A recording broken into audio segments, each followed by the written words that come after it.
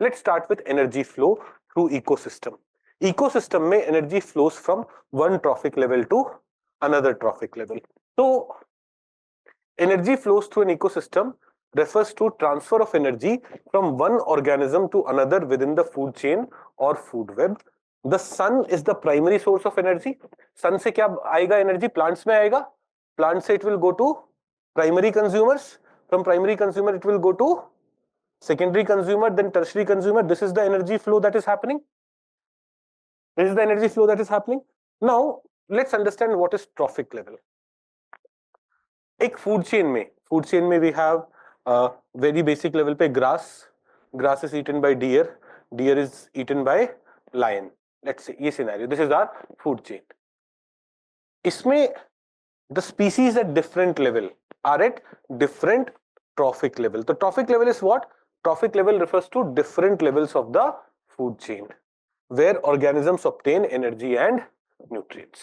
This is basic level पे trophic. In very आपसे पूछा trophic level, जब हम बोल रहे हैं trophic level, what is that? You're basically saying different levels in a food chain.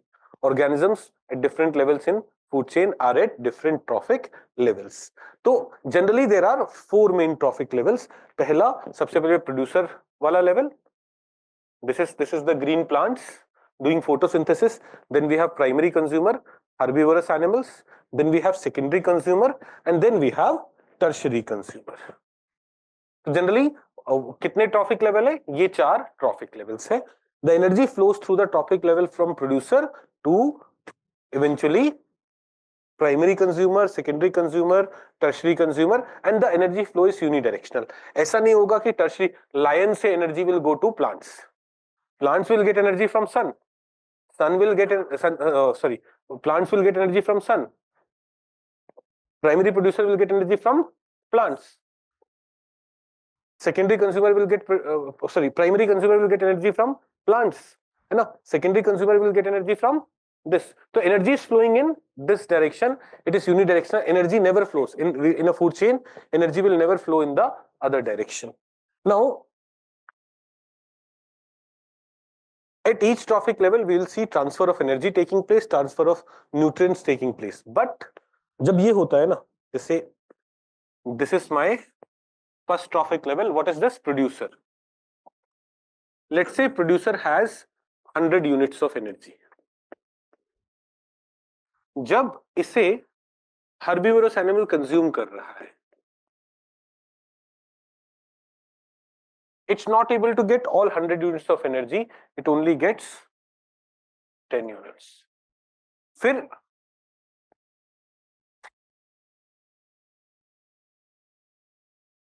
carnivorous, ये भी उसका 10%, तो will be left with 1. फिर एक और carnivorous, this will also take 10%, 0.1%. So generally this is the scenario, and that is why food chain are never very long, because ये chain अगर बहुत बड़ा है तो next level पे the amount of energy left would be very very less. तो और to understand this ऐसे भी समझो कि जितना energy wheat में होगा, जितना energy wheat में stored है, when we eat that, we only get around 10% of that energy, because a lot of it is getting excreted, a lot of it is getting used in digesting of that food and everything, right? So that is why food chain tend to be relatively short. Why? Because some of the energy is lost as heat in every stage, and that is why food chain is shorter. ये वाला aspect सबको समझ में आ रहा है? अब आते हैं food chain, food web and ecological pyramid. In concepts को समझने में. What is food chain? Food chain is basically representing transfer of energy and nutrients from one trophic level to another trophic level using individual organisms. So transfer of food energy from green plants through a series of organisms with repeated eating and being eaten link is called food chain. Jैसे if you come here, this is an example of grassland ecosystem. This is a food chain where grass is being eaten by grasshopper, being eaten by frog, frogs are being eaten by snakes, snakes are being eaten by hawks or eagles. This is an example of food chain. तो क्या है food chain? transfer of food energy from green plants through a series of organisms with repeated eating and being eaten link is called food chain. So this transfer of energy from one organism to another, जहां पे one organism is eating this one, this organism is eating this one, this organism is eating this one, this chain is called food chain. तो transfer of energy happens through this food chain. आप aquatic ecosystem में जाओगे तो algae is their primary producer. Algae will be eaten by zooplanktons. Zooplanktons are small animals. Then zooplanktons will be eaten by small fish. Small fish directly may also eat algae. है ना, small fish will be eaten by large fish. अब large fish may also directly eat algae also. है ना, large fish will be eaten by shark. This is a food chain. हम flow दिखा रहे हैं, energy का flow कैसे हो रहा है. Then another example of food chain, diatoms being eaten by crustaceans, being eaten by herring. Herrings are fish being eaten by shark. Diatoms are what? Diatoms are basically algae, microscopic algae. So algae being eaten by crustaceans. We understand what crustaceans are. Crustaceans being eaten by fish. Herring being eaten by shark. ये क्या है? ये दूसरा example है food chain का. तो if you come to forest ecosystem, forest ecosystem में trees are primary producers. Trees पे caterpillars है, they eat leaves and all. Caterpillars would be eaten by birds. Small birds will be eaten by hawks. This is an example of food chain. कहाँ पे? Forest ecosystem में. Then desert ecosystem में cactus is the primary producer. Cactus is being eaten by grasshopper. Grasshopper being eaten by lizard. Lizard being eaten by snake. Snakes being eaten by eagle. Food chain. Arctic ecosystem में there is phytoplanktons. Phytoplanktons are, देखो, zooplanktons are animals. Phytoplanktons are plants. है ना, जो सन से food produce कर रहे हैं. Those are phytoplanktons. Phytoplanktons are being eaten by krills. हमने krill fishery की बात करी थी. So krills are basically crustaceans and they have a lot of biomass. They depend on what? They depend on phytoplanktons. Krills may be eaten by fish. Arctic cod is example of a fish. Fish may be eaten by mammals. Mammals like seal. Seal may be eaten by bear. तो ये भी एक example of food chain है. Now you may be wondering कि sir इतने सारे examples क्यों दिए? Just कई बार ना एग्जाम में क्वेश्चंस पूछे गए हैं एंड समटाइम्स जैसे हेरिंग इज अ फिश, है ना, ये नहीं पता होता है लोगों को तो उससे कंफ्यूज हो जाते हैं. व्हाट वो फूड चेन का करेक्ट ऑर्डर क्या है, इस तरह का 2014 के प्रिलिमिनरी एग्जामिनेशन में ये वाला क्वेश्चन आया था. तो we should briefly know this.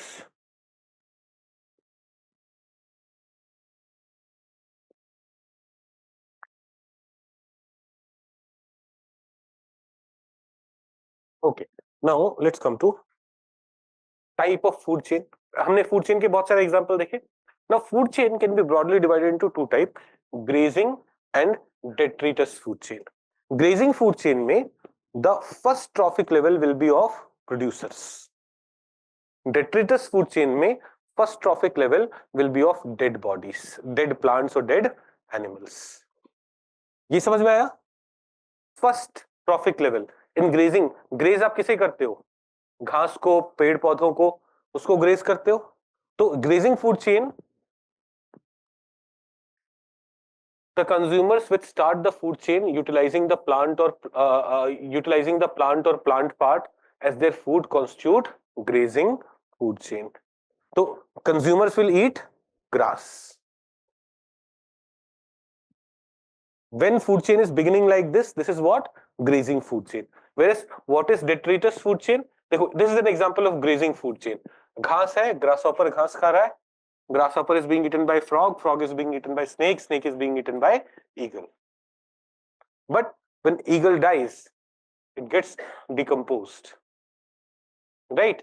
अब वहां से शुरू कर, जैसे यहाँ पे आ जाओ, dead leaves है. It is being eaten by wood louse. तो dead leaves ये decomposes. It is being eaten. So this is what? Detritus food chain. यहाँ पे this is grazing food chain. Now in detritus food chain, grazing food chain में we started with grass or plants. In detritus food chain, it starts from organic matter of dead and decaying animals or plants. तो forest floor में detritus food chain का example देखोगे, leaf litter being eaten by fungi, being eaten by mites, beetles and salamanders. Aquatic ecosystem में when you look at the food chain, you will see algae and the organic matter.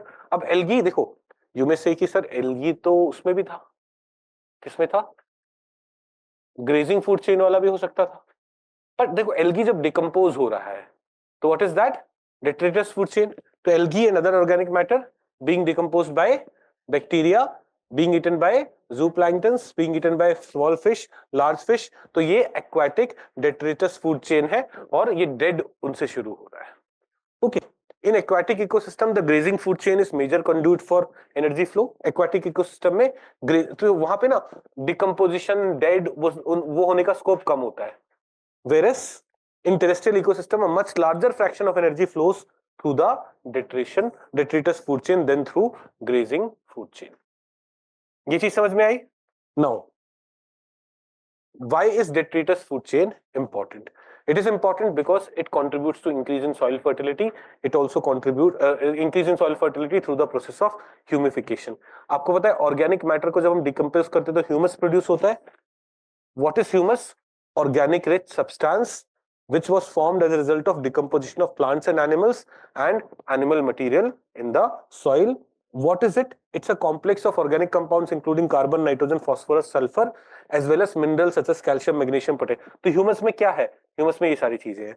It is key to healthy soil and can help improve soil structure, retain moisture and provide a source of nutrient for plant. In addition, it can also restore carbon in the soil. तो जो basically what we're saying, आपके पास dead plants, dead animals है, उसका decomposition से जो produce हो रहा है humus.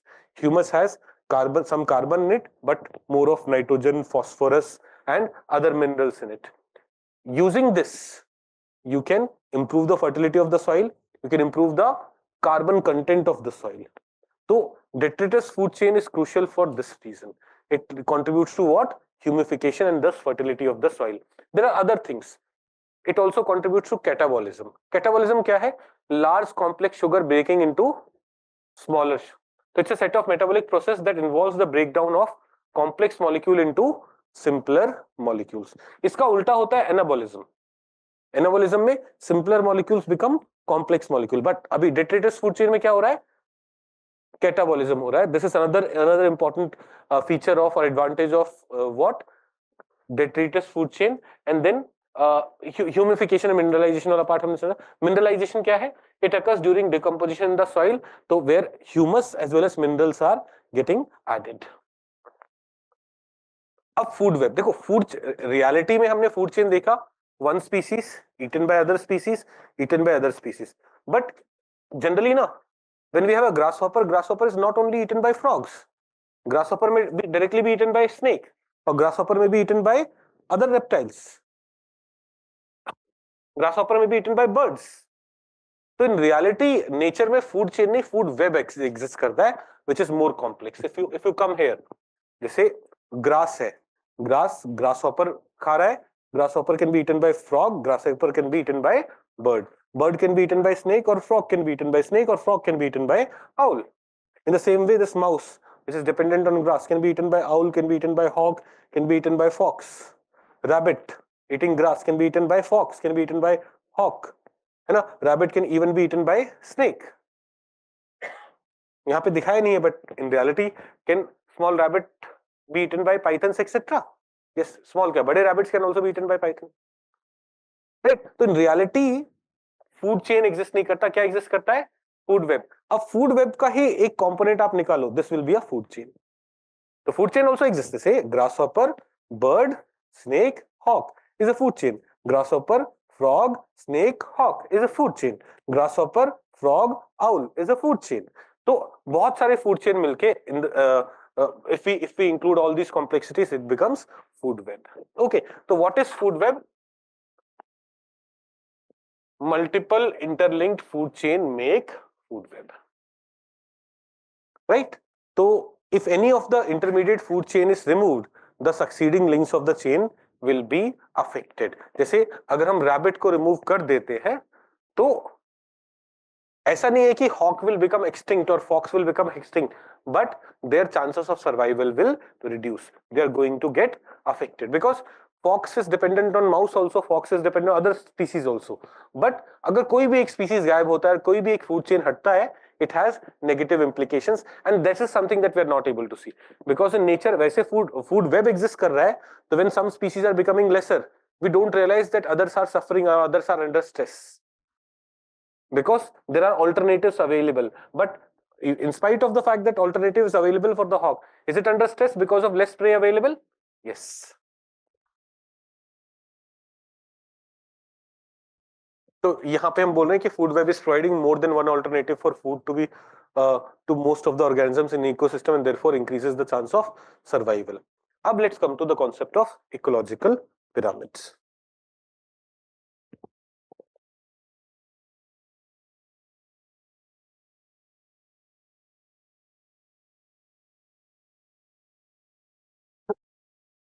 ये लास्ट टॉपिक है अपना ecological food chain food web समझ में आया, इकोलॉजिकल पिरामिड्स थोड़ा समझते हैं.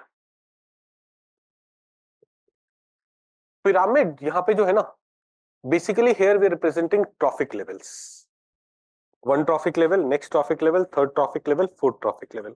So when in trophic level we are representing energy, we call it energy pyramid. When we are representing biomass, we call it biomass pyramid, and when we are representing numbers, we call it number pyramid. So basically अब पहले trophic level पे हमारे पास grass है, फिर we have grasshopper, फिर we have frog, फिर we have snake, फिर we have hawk, a bird, है ना. Let's say this is our food chain. अब इसी को ना when you represent in terms of numbers, पहले लेवल पे what do we have? Grass के कितने नंबर्स हैं? They're much larger. Then lots of grass पे lesser number of grasshopper will be dependent. उस पे further lesser number of frogs will be dependent. उस पे further lesser number of snakes, and snakes पे further lesser number of birds may be or hawks may be dependent. So this is pyramid of numbers. Here we are talking about number of species. And pyramid of numbers की जब आप बात करेंगे तो we may have pyramids of number which are upside.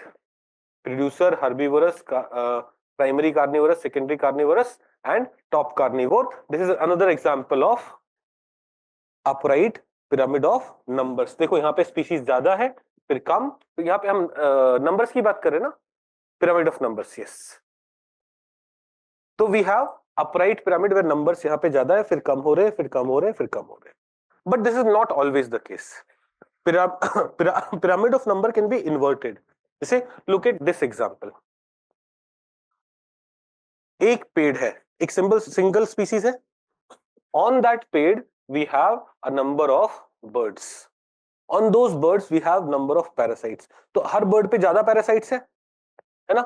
And on those parasites we have hyperparasites. Every parasite will have lots of species of hyperparasite. Is this also a food chain? पर क्या यहाँ पे हर trophic level पे species में number is increasing? First level पे we have lesser number of species and then it is increasing.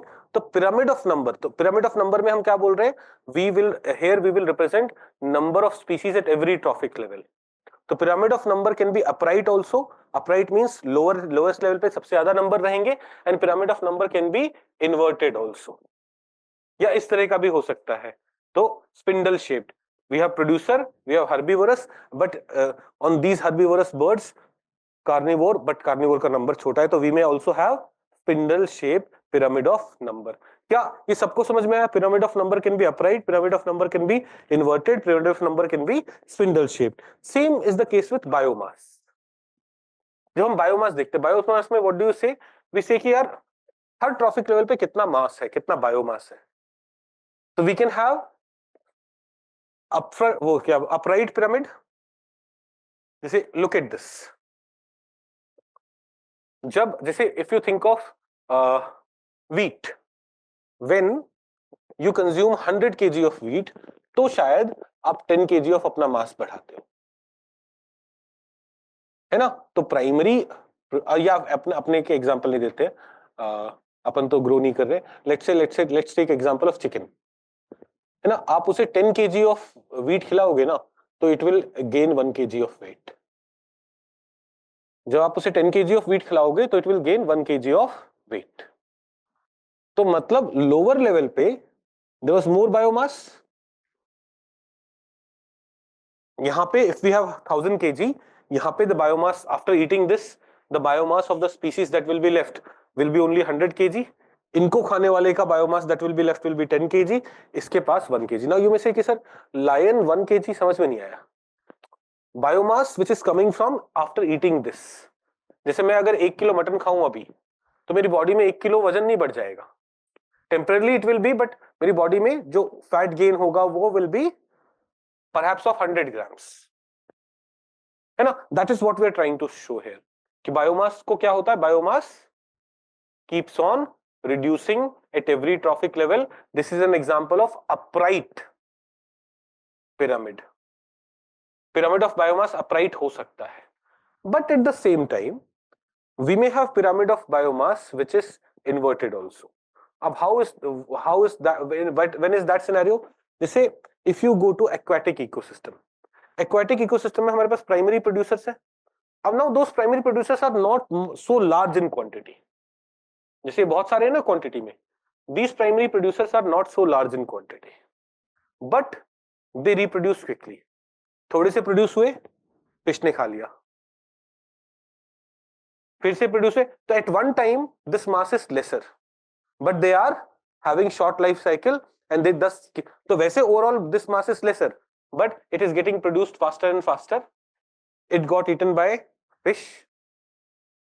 अब इनका भी लाइफ साइकिल फास्ट है, इन पे डिपेंडेंट है कार्निवोर्स, बड़े वाले fish. And when we look at mass here, mass of primary producers will be lesser. Mass of herbivores will be higher और mass of carnivores will be further higher. तो ये में से कि सर कैसे कैसे फिर से समझ में नहीं आया,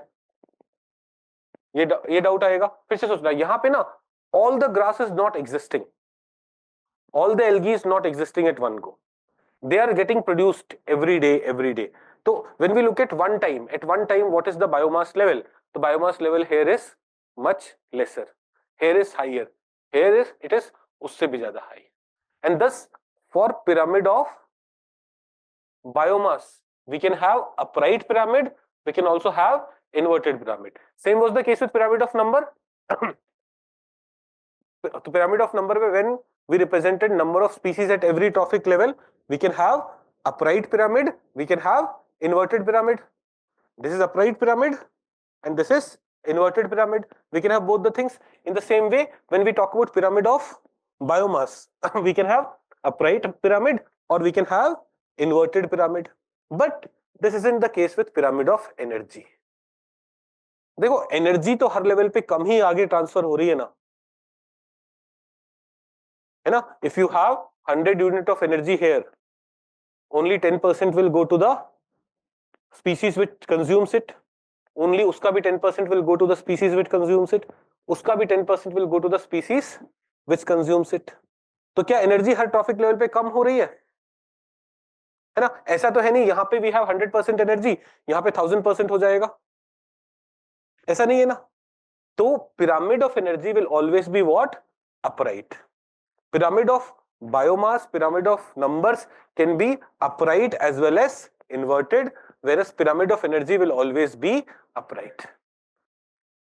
Pyramid of energy will always be upright. क्या ये sorted है सबको? तो this was the thing that we wanted to cover